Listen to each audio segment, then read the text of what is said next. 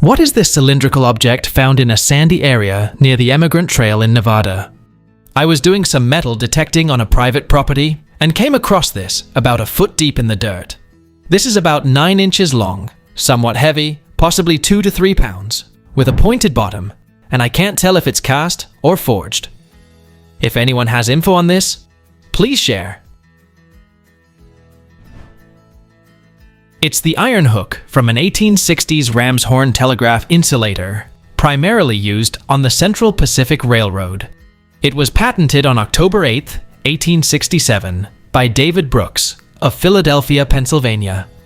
It consists of 3 main components: a top iron casing with a hook, a central glass insulator sleeve, and a long iron pin, which was held together with molten sulfur. The hook-shaped design was intended for secure mounting to wooden crossarms.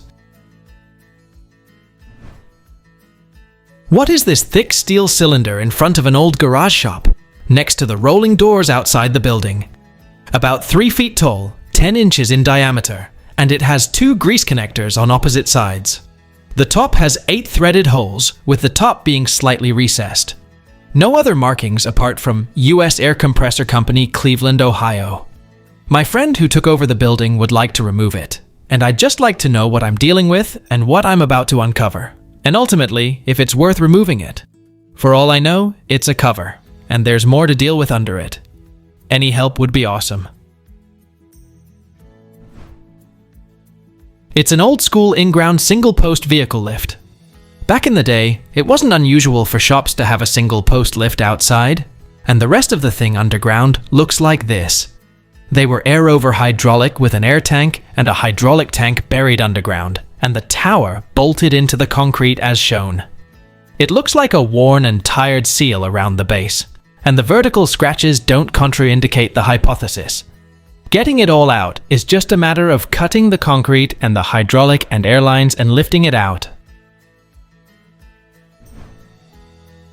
What are these wooden paddles and brass tubes hanging on a rail in an old manor house? The tubes say 50 milliliters on the bottom of them and are about 200 millimeters long, or 7.8 inches, by about 30 millimeters, or 1.1 inches, in diameter. It's in a manor house in the UK Midlands, built by Sir Robert Peel of police fame. It's old, and they tend to lean into the Sir Robert Peel police thing a bit decor-wise. He was the guy who invented the modern police force. Does anyone know what they are? They are antique copper dipping dogs, an instrument of a thief, and they're particularly associated with Scotch whiskey. The lore is that they were used by Scottish distillery workers to sneakily steal a dram of whiskey from the barrel, and they were nicknamed copper dogs because they're man's best friend that never leave their owner's sides. I'm not sure how historically accurate the thievery part is. It's a normal and legitimate practice for distillers and blenders to sample barrels for quality control. But I guess working men stealing a drink from the boss makes a better story. Yours look like they might be branded by the Balvenie distillery. I can't read the labels in any of your pics, but they look right. I'm afraid I don't know anything about the paddles, but maybe for resealing the plug into the barrel after using the tube to get whiskey out. What is this thing that hit me during a storm? I was out trying to get the trash can that had blown down the driveway when this thing came out of nowhere, hit the side of the house, shattered, and cut my hand when I instinctively put it up to block my head. It's made of thin plastic, sharp edges on brakes, and I have no idea where it came from or what it is. But we're curious. Someone said a trash can lid, but it's too thin plastic and has no handle or edge to clip onto the can. Thanks in advance. It's an old attic fan cover, and definitely discontinued. It looks like it was damaged and blew off someone's roof. I miss having an attic fan. Such a great way to get fresh air into the house, draw the heat out in summer, and just kind of get a fresh start to the day or a cooler start to the night. What is this from? It measures around 6.5 inches long, is made of metal, and the twisted bar can be squeezed together with the other. It has writings on the side, but I can't make them out. It would be nice to know what it was used for. Any ideas? It's a mid-century flint friction lighter, used to ignite gas stove burners using a striking flint mechanism. When pressed, it produces a spark, not a flame. I used to use one for campfires. It was patented on November 11th, 1953, by Albert Stretch for the Stretton Lighter Company Limited of Birkenhead, England. This has been in my garage since I moved in. I have no idea what it is, but it's heavy.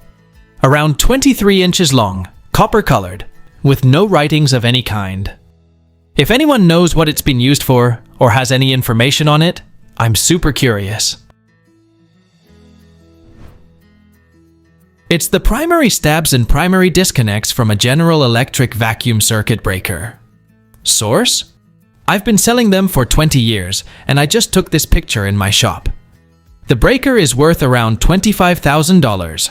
And those parts, I would just scrap them at your local scrapyard. They're copper.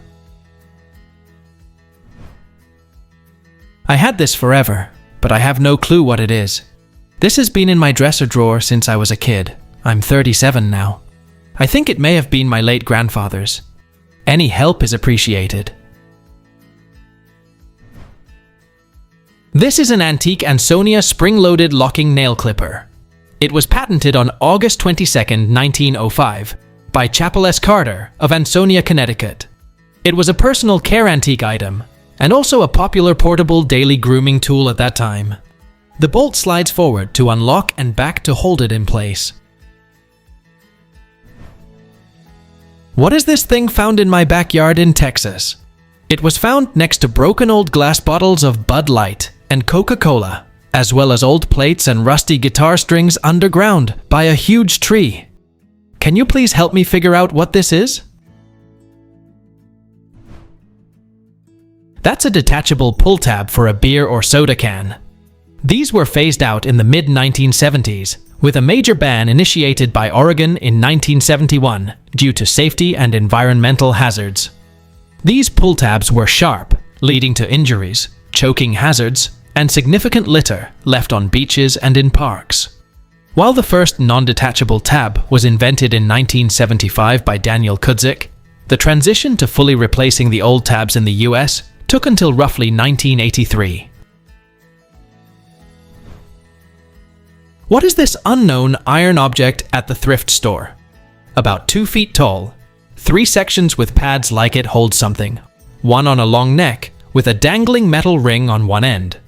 Google image says it might be a candle holder, wine bottle holder, cocktail shaker holder, or a fruit stand. But none of these look right. 4 people were trying to figure this out at Goodwill, but no one had any idea. The tag was unhelpful. I would really love to know what its original use was. Please tell us down in the comments. Thanks for watching. Let's make life fun.